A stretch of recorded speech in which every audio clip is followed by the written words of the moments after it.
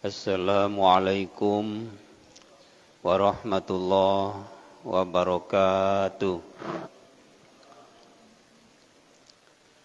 Alhamdulillahillazi khalaqas samawati wal ardh wa ja'ala az-zulumati wan nur tsummal ladzina kafaru bi rabbihim ya'dilun. Asyhadu an la ilaha illallah wahdahu la syarikalah wa asyhadu anna Muhammadan abduhu wa rasuluhu arsalahu bil huda. Allahumma salli wa sallim ala Muhammadin wa ala alihi wa sahbihi wa mawala. Qala Allah ta'ala fi kitabil azim. A'udzu billahi minasy syaithanir rajim. Qalu subhanaka la ilma lana illa ma 'allamtana innaka antal alimul hakim.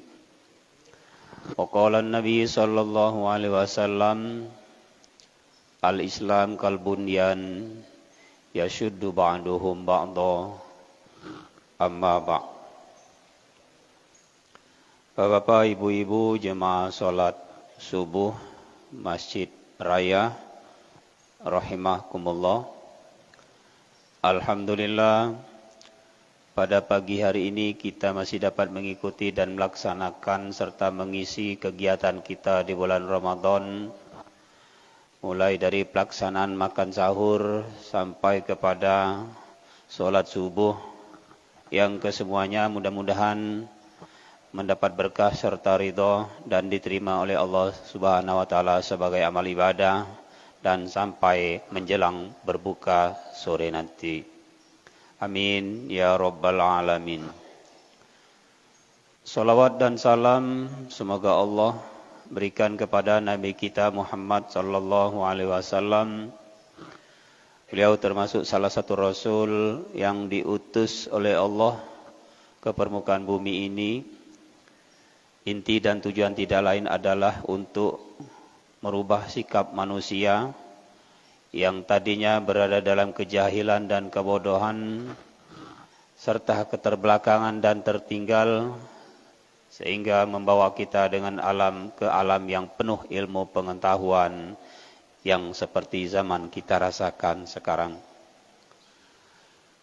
Bapak dan Ibu yang saya hormati, judul pengajian kita pada sore hari ini, pada pagi hari ini, saya beri judul Islam itu seperti sebuah bangunan.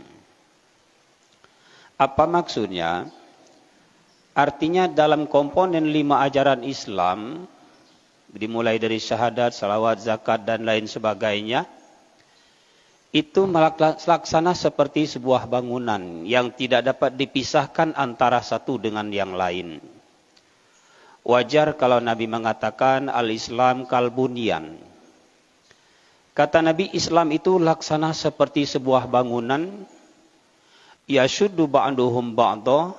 Tentu bangunan itu akan saling dukung, saling kuat menguatkan antara yang satu dengan yang lain. Manakah komponen yang 5 itu? Kata Nabi, bunyal Islamu ala khamsin. Islam itu konsepnya ada 5 macam didirikan. Syahadatu an la ilaha illallah. Yang pertama, pondasi awal dalam kehidupan beragama itu adalah mengucapkan 2 kalimat syahadat. Itu pondasi awalnya.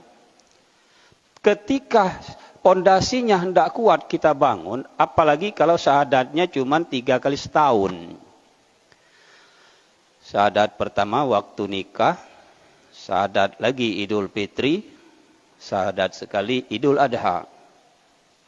Jadi wajar saja kalau bangunan kita itu tidak kuat. Apalagi ditopang oleh pondasi-pondasi yang di atasnya lebih berat dan lebih besar. Lantai, di tembok, atap penuh dengan kayu, ditambah lagi dengan genteng dan lain sebagainya. Wajar saja kalau bangunannya, pondasinya yang tidak kuat. Saya pernah mengislamkan orang non-muslim sampai masuk Islam yang ketiga kalinya. Waktu itu ada transmigrasi bedol desa dari Jawa ke perbatasan kecamatan Oki dan Oku. Karena syarat untuk ikut transmigrasi bedol desa itu harus pindah dulu keyakinan. Kenapa? Kalau tidak pindah tidak dapat bantuan. Saya tanya apa bantuannya, Bu? Minyak lampu 1 botol, beras 10 kilo, ikan asin, gula dan garam. Kalau tidak dapat, tidak pindah keyakinan, tidak dapat itu. Tapi kalau pindah keyakinan, dibantu sampai punya penghasilan di tempat transmigrasi. Oh, jadi seperti itu. Ya, betul.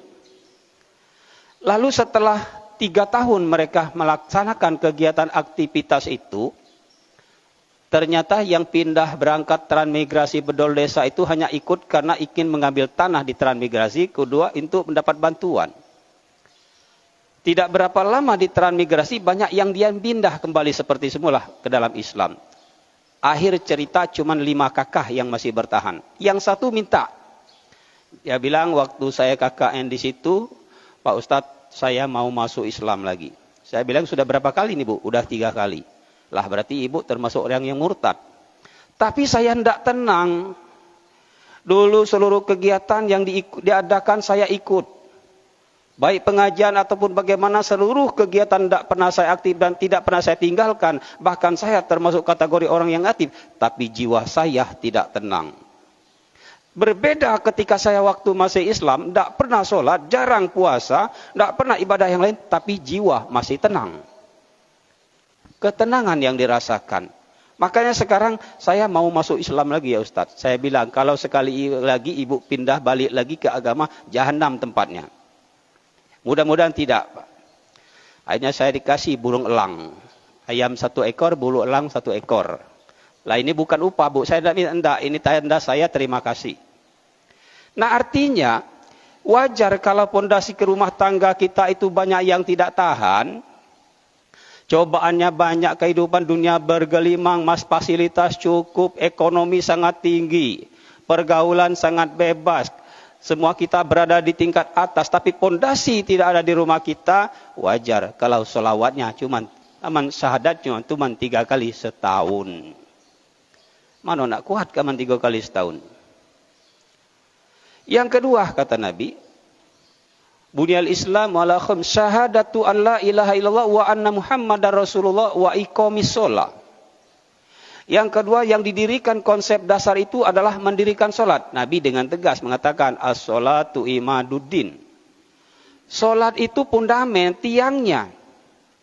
Pondasi awal dalam kehidupan agama. Setelah pondasi dia menjadi tonggak dan tiang. Kalau lantainya penuh dengan cor, tiangnya cuma 1 batang, jelas tidak bertahan. Kita cukupkan tiangnya, kalau adukannya tidak kuat juga enggak akan bakalan kuat. Apalagi penghuninya banyak. Maka tiang dalam pembuat laksana sebuah bangunan itu mesti kuat. Solat makanya tidak tergantung dengan situasi. Kalau lagi tenang, aman, nyaman, tentram, rajin solat. Ketika tidak tenang, tidak keruan, tidak jelas juga. Padahal manusia baru dilahirkan diingatkan dengan kalimat azan dan iqamah. Apa makna yang terkandung di dalamnya? Wahai manusia, silakan kamu mau jadi apa, Islam tidak melarang. Yang mau jadi pejabat, pengusaha, pemimpin, terkenal, ilmuwan, teknokrat, TNI dan Polri, Islam sangat menganjurkan, bahkan Islam melarang kalau umat jadi pengemis. Tapi ingat, dulu sudah diajarkan Allah sebagai Tuhan kita, konsep awal. Mudah kita sebutkan, tapi manusia kadang-kadang sulit untuk menerapkan. Apalagi bergelimang dunia, urusan dunia ini. Nabi mengatakan, halaka ummati fi syai'aini. Umatku itu banyak celaka itu disebabkan 2 faktor. Yang pertama, kata Nabi, tarkul ilmi, manusia meninggalkan keberadaan ilmu pengetahuan. Ilmu sangat dibutuhkan dalam hidup, ilmu apa saja yang kita miliki. Yang kedua, wajam'ul mali, manusia terlalu berlomba-lomba, berbangga-bangga mengumpulkan harta yang mereka anggap bahwa harta ini bisa segala-galanya dan mampu menyelesaikan segala-galanya. Ternyata tidak. Ilmu mahal harganya, apapun yang kita miliki. Makanya Nabi memberikan gambar, siapa ingin bahagia dunia, ilmu dunia kuasai.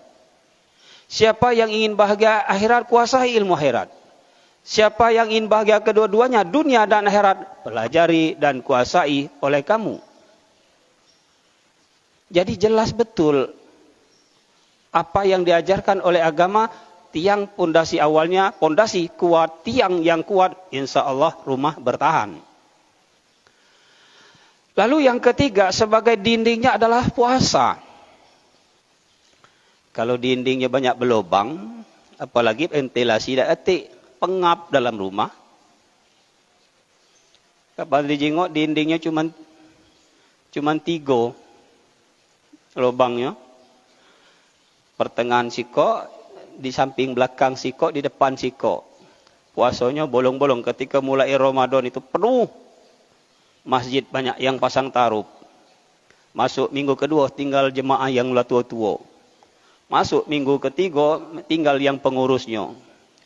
Keempat, kadang-kadang sulit bertahan. Banyak sudah ikut Muhammadiyah lebaran duluan. Kalau Muhammadiyah lebaran duluan banyak yang pengikut. Tak muat nian kalau di komplek. Di tom itulah baru muat. Artinya apa? Kalau penghuninya tidak nyaman, tidak tenang. Karena dindingnya banyak bolong. Kenapa kita katakan uang yang kita dapat, kita beli, kita gunakan untuk membeli makanan yang halal, yang enak dan dianjurkan oleh ilmu gizi. Tapi ketika sesuatu itu berlebihan, para dokter sepakat mengatakan rata-rata akibat banyak penyakit itu ulah manusia yang makan berlebihan. Orang tidak diajarkan oleh agama banyak puasa sendiri. Ada yang diet dalam ilmu kesehatan. Tidak diajarkan oleh agama. Mereka tidak mempelajari agama, tapi menurut ilmu kesehatan. Ternyata ilmu kesehatan mengajarkan juga kurangi makan, atur dalam posisi hidup kita. Kalau waktu kita tidak menyadari, tidak merasakan, apalagi tubuh kita masih kuat. Tajingok daging, 1 kilo dewean makan habis. Beli pula ikan 1 kilo kurang. Karena lagi kuat, lagi hebat. Setelah usia bertambah, Al-Quran mengatakan, وَمَنْ نُعَمِّرْهُ نُنَكِّسْهُ فِي الْخَلْقِ. Siapa yang kami panjangkan umurnya manusia itu, kata Allah, nunakishu fil khalqi. Kami kurangi nikmat dan dapat di tenggorokan mereka itu. Ainarji'hu ilal asli. Allah kembalikan kepada kejadian asal. Afala ya'kilun. Tapi sayang kadang-kadang manusia tidak berpikir. Coba kalau kitalah usia agak lanjut. Kalau dulu daun mentah, sayur mentah ditelan laju. Sekarang pikir-pikir, banyak makan sayur, rematik, lagu mat puluh. Minum-minum gas, kata dokter, jangan, kakek serangan jantung. Belikan daging-daging, kalau darah tinggi puluh. Banyakkan makanan goreng-gorengan, kolesterol puluh. Tak makan, mati. Baru sadar, wah duit ini tak seberapa artinya. Bukan karena harta, bukan karena keuangan segala macam, yang membuat manusia hidup bisa tenang dan nyaman.